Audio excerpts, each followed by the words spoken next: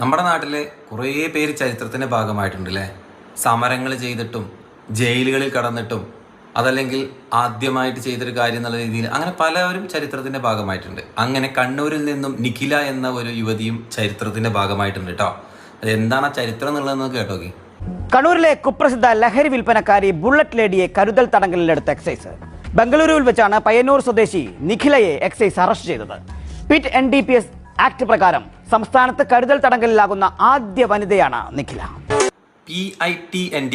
Pit NDPS എന്ന് പറയുന്ന നിയമം 1988 കൊണ്ടുവന്ന നിയമം കേട്ടോ. അതായത് അമിതമായി ലഹരി വസ്തുക്കൾ വിൽക്കുക, അത് പല സ്ഥലങ്ങളിൽ എത്തിച്ച് പലരിലേക്കും അമിതമായ ലഹരി വിൽപ്പന അത് ചെയ്യുന്നു എന്ന് ഒരാളിൽ സംശയമുണ്ടെങ്കിൽ പോലീസിന് കരുതൽ തടങ്കിൽ വെക്കാൻ പറ്റും. 6 മാസം വരെ ഒരാളെ കരുതൽ തടങ്കിൽ വെക്കാൻ പറ്റും ആ ഒരു നിയമപ്രകാരം. അങ്ങനെ കേരളത്തിൽ 1988 പാസ്സായ ഈ ഒരു നിയമം